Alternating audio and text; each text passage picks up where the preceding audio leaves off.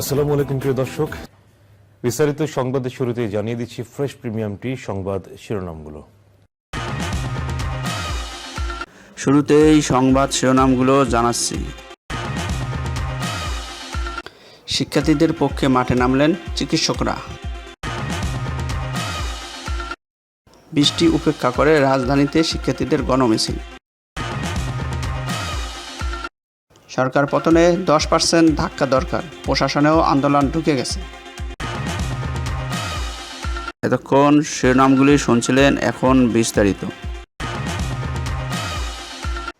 প্রিয় দর্শক, আপনার মূল্যবান মন্তব্য কমেন্ট সেকশনে জানিয়ে দিন। ভিডিওটি দেখতে দেখতে চ্যানেলটি সাবস্ক্রাইব করে আমাদের সাথেই থাকুন। শিক্ষার্থীদের দাবির প্রতি একত্রতা জানিয়ে বৃষ্টি উপেক্ষা করে জাতীয় শহীদ মিনারে সমাবেশে জড়ো হয়েছেন চিকিৎসকরা। চিকিৎসকরা বলেছেন, আমরা কেবল লোকমুখেই জানি যে আমরা এদেশের মালিক, কিন্তু এর প্রমাণ আমাদের কাছে নেই। কিন্তু বাস্তবে আমরা নাগরিক না, আমরা এদেশের দাস, যেখানে জীবনের কোনো মূল্য নেই। শুক্রবার শহীদ মিনারে সর্বস্তরের চিকিৎসক ও শিক্ষার্থীদের ব্যানারে আয়োজিত প্রতিবাদ সমাবেশে তারা একথা বলেন। বৈষম্য বিরোধী আন্দোলনে গুলি চালানোর প্রতিবাদ জানান তারা। সমাবেশে সরকারি বেসরকারি মেডিকেল কলেজের শিক্ষক ও শিক্ষার্থীরা অংশগ্রহণ করেন।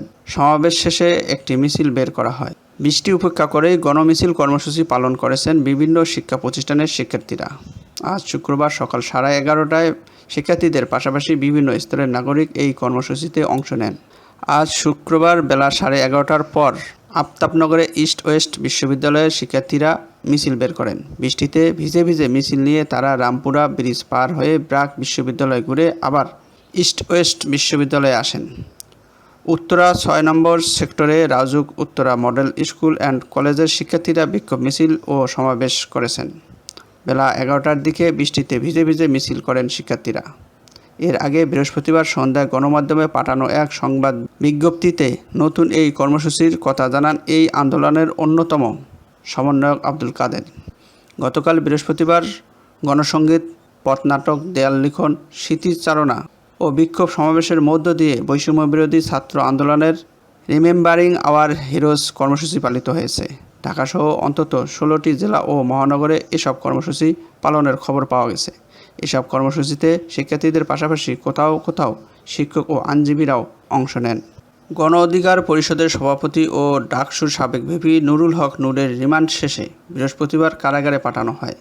আদালত প্রাঙ্গণে নূর সাংবাদিকদের বলেন, আর মাত্র 10% ধাক্কা দরকার, তারপর শেষ। প্রশাসন ইতিমধ্যে আমাদের পক্ষে দাঁড়িয়েছে। রিমান্ডের ব্যাপারে ডাকসুর সাবেক ভিপি নূর বলেন, অমানবিক নির্যাতন হচ্ছে, চোখ বাইন্দা ঝুলাইয়া পা বাইন্দা নির্যাতন হচ্ছে। আমরা ভিতরে থাকলেও আন্দোলন চালাইয়া যাইতেই হইবে। নূর আরও বলেন, 90% পতন হইয়া গেছে, প্রশাসনের মধ্যেও আন্দোলন ঢুইকা গেছে। এখন কিছু জনগণকে রাস্তায় থাকলেই হবে, মাত্র 10% ধাক্কা দরকার, তারপর শেষ। পরবর্তী সংবাদ দেখার আমন্ত্রণ জানিয়ে শেষ করছি। আল্লাহ হাফেজ।